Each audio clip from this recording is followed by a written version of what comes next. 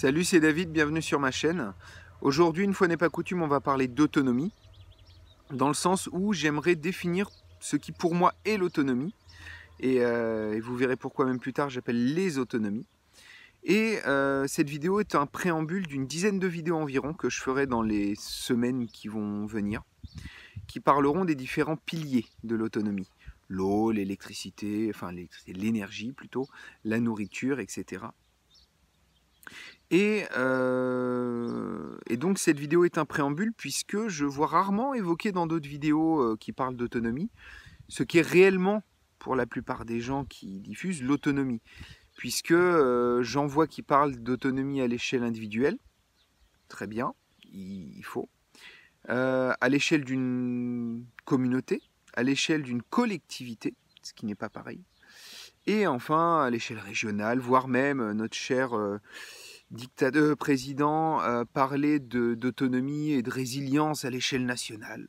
Bref, on va essayer d'élargir un petit peu le sujet, essayer de voir ce que ça évoque vraiment. Et donc voilà.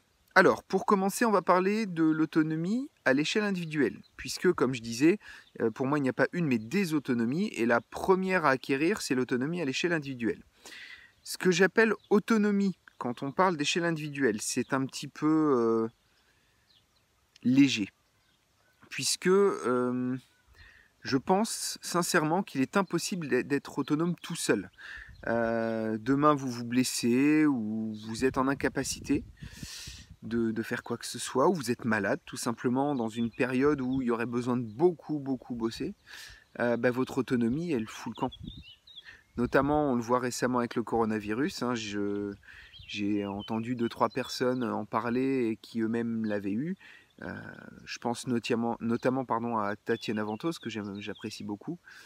Et elle, clairement, elle était au fond du gouffre. Elle peut même plus faire de vidéos depuis plusieurs semaines. Pour un métier comme le sien, c'est embêtant, mais ça va. Pour un métier qui serait celui d'autonomiste, même si c'est pas vraiment un métier, même si c'est plus ou moins ce que j'essaie de faire ici, ça peut être catastrophique. En plein printemps, comme on est aujourd'hui, ne pas pouvoir démarrer sa production pendant 3 semaines, 1 mois, au moment où il y a tous les semis à faire, tout ça, c'est très compliqué. Donc tout seul, n'espérez même pas être complètement autonome. Par contre, il est intéressant et important de noter que si vous n'êtes pas capable à l'échelle individuelle d'avoir déjà une autonomie là-dedans, c'est pas la peine. C'est-à-dire qu'il faut pour moi être capable de se dire aujourd'hui, j'essaye de ne plus dépendre des systèmes actuels. Et ça, pour moi, c'est la première démarche autonomie, c'est d'être capable de s'imaginer ne plus consommer dans le monde d'aujourd'hui, ou du moins le moins possible, et de se dire, demain, s'il se passe quelque chose, je suis capable d'être autonome. Au-delà de ça, ne serait-ce que faire la démarche mentale de s'imaginer que demain tout peut s'effondrer, que demain il n'y aura pas le choix que d'être autonome, c'est déjà pour moi une forme d'autonomie. C'est le plus gros travail, c'est le travail mental. Donc ça, c'est ce que j'appelle l'autonomie à l'échelle individuelle. Ensuite, l'autonomie à l'échelle collective. Ce que je disais avant, pour moi, c'est impossible d'être autonome tout seul. Il faut, au minimum, être plusieurs. Au cas où il y aurait un problème, moi demain, il m'arrive quelque chose, je suis malade, je me blesse, voire pire, je meurs, ce qui peut arriver aussi hein, à tout le monde. Il faut en avoir conscience, ça fait partie de l'autonomie individuelle. Moi demain, je sais que si ça va pas, j'ai des personnes qui peuvent me remplacer. On est 7 là où je suis. 5 personnes de ma famille, 2 personnes qui ne sont pas de ma famille, mais à qui j'ai proposé de venir s'installer. Ce n'est pas la fin, il y aura sûrement d'autres personnes qui arriveront avec le temps. Il faudra juste du temps pour trouver les bonnes personnes. Ça, on verra plus tard. Mais en attendant, il y a au sein de ma famille donc des personnes qui ne sont pas autonomes, pas indépendantes plutôt, des personnes qui le sont. Moi, demain, il m'arrive quelque chose, ma femme peut me remplacer sur certains points, elle s'occupe très bien du jardin. J'ai les 2 gars qui sont là, qui peuvent avancer sur d'autres choses. si je ne suis pas capable de le faire. Et s'il leur arrive quelque chose, ou s'il arrive quelque chose à ma femme, je suis capable de m'en occuper également. J'ai ma grand-mère qui vit avec nous maintenant, qui peut s'occuper, voilà, elle a 89 ans, mais elle est en pleine santé, la chance, qui peut s'occuper des enfants un petit peu, disons au moins du plus petit. La grande, elle est suffisamment autonome. Donc j'ai ma fille de 8 ans, qui aura bientôt 9 ans,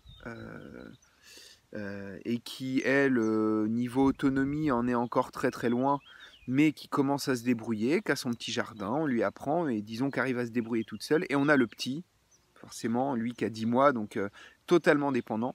Mais avec cette collectivité, nous sommes capables d'avoir un certain degré d'autonomie, même si on en est encore très très loin, vous le verrez dans les vidéos qui suivront.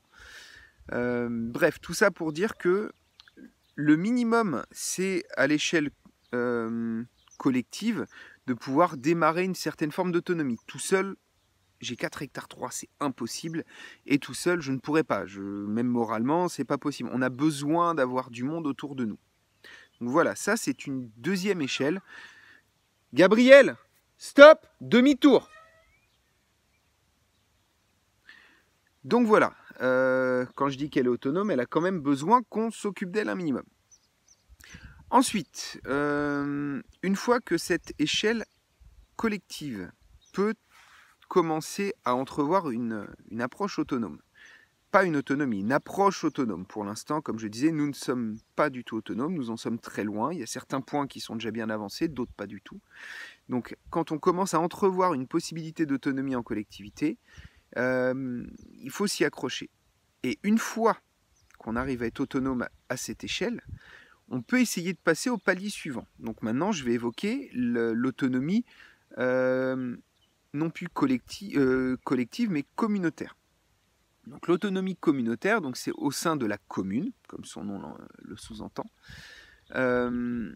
C'est le fait de se rendre compte que même en étant nombreux comme on est, il est quasiment impossible d'avoir toutes les connaissances pour pouvoir avoir une autonomie complète. On a besoin des personnes qui habitent pas très loin de chez nous.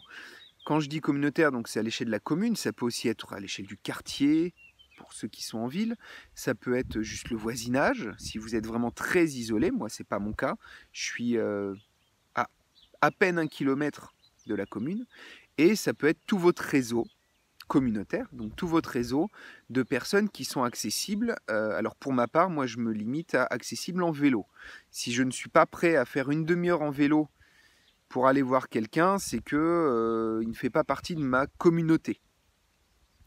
J'ai des amis qui habitent beaucoup plus loin, mais soit je les accueillerai le moment venu, soit je couperai les ponts dans le sens où j'aurai pas le choix pour ceux qui habitent plus loin.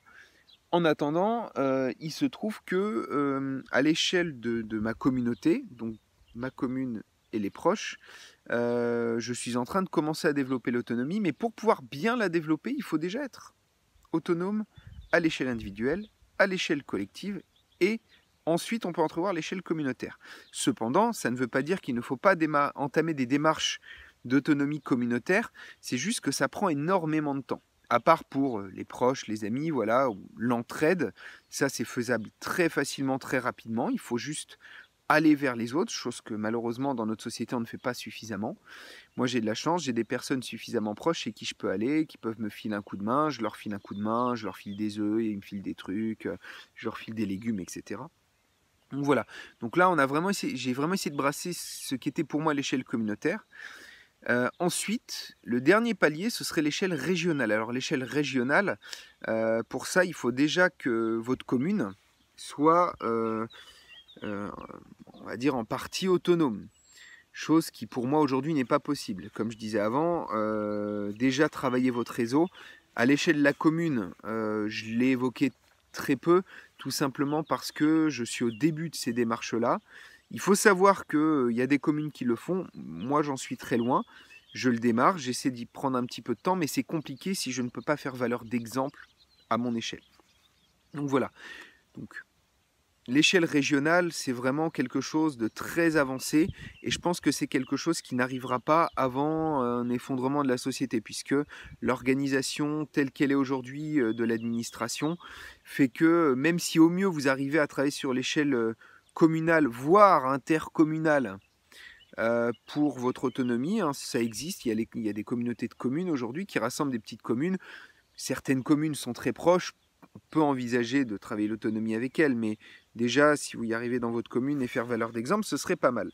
Mais alors, pour en arriver à l'échelle régionale, il faut vraiment avoir développé une autonomie d'une manière très importante. Et comme je disais, pour moi, avant un effondrement, les gens ne feront même pas l'effort. Déjà, même au sein de la commune, je ne suis pas sûr que beaucoup de gens y adhèrent et y fassent l'effort, même si après la crise du coronavirus, je pense que ça deviendra de plus en plus évident pour les gens et nécessaire. Bref, donc on résume, échelle individuelle, échelle collective, échelle communautaire, intercommunautaire, échelle régionale. Au-dessus, c'est le soleil. Donc voilà, je pense avoir résumé un petit peu le fond de ma pensée vis-à-vis de l'autonomie. Maintenant, je vais vous laisser et je vous retrouve dans les semaines qui viennent. Je commencerai à vous faire visiter le lieu qu'actuellement je cherche à développer en autonomie. Et nous évoquerons, comme je disais, tous les piliers de l'autonomie. Et on verra un petit peu où j'en suis, comment je l'envisage, quelles sont mes idées, et pourquoi pas, c'est pas le corona. On pourra réfléchir un petit peu, même dans les commentaires ensemble, à comment faire pour l'améliorer. Pour finir, dans les années qui viennent, enfin là pour le coup j'ouvrirai bientôt, mais dans les années qui viennent, la partie autonomie professionnelle, je la développerai. Là je suis en train d'ouvrir, comme j'évoquais dans une première vidéo, un camping à la ferme, mais j'ai bien l'intention d'en faire un lieu autonome à part entière et de pouvoir proposer à terme de venir sur ce camping pour pouvoir découvrir le lieu, essayer de parler ensemble d'autonomie et voilà. Je reparlerai donc dans une prochaine vidéo de l'autonomie professionnelle puisque c'est une forme d'autonomie qui est importante, mais je ne voulais pas l'évoquer dans cette vidéo puisque à terme, en cas d'effondrement de société, l'autonomie individuelle sera de toute façon professionnelle, pardon, sera de toute façon au sein du lieu où nous habiterons, sera de toute façon sur des piliers de base, la nourriture, l'eau, l'énergie, etc. Et pour moi, les métiers vont devoir se réinventer. Donc clairement, développer ça aujourd'hui, ce serait pas, je pense, une bonne chose, puisque moi, j'ouvre un camping à la ferme, comme je disais, et à long terme, le tourisme n'existera plus. Donc dans tous les cas, le lieu qui devait me servir d'autonomie professionnelle et qui ne servira peut-être pas en fonction de l'évolution de la crise, deviendra de toute façon un lieu collectif dans tous les cas. Bref, je ne m'étends pas plus. Comme d'habitude, j'ai pas mal digressé, mais je pense avoir transmis l'essentiel. Donc on se retrouve bientôt pour de prochaines vidéos. N'hésitez pas à faire circuler un petit peu. J'aimerais bien que la chaîne redécolle, puisque beaucoup de gens qui sont abonnés n'ont pas vu la vidéo. Donc j'aimerais bien que ça redécolle un petit peu, qu'on essaie de faire un petit travail sympa ensemble et que dans les années qui viennent, pourquoi pas, on se rencontre ici, faire des rencontres à Beau, des choses comme ça. Bah écoutez, portez-vous bien et surtout prenez soin de vous. Ciao.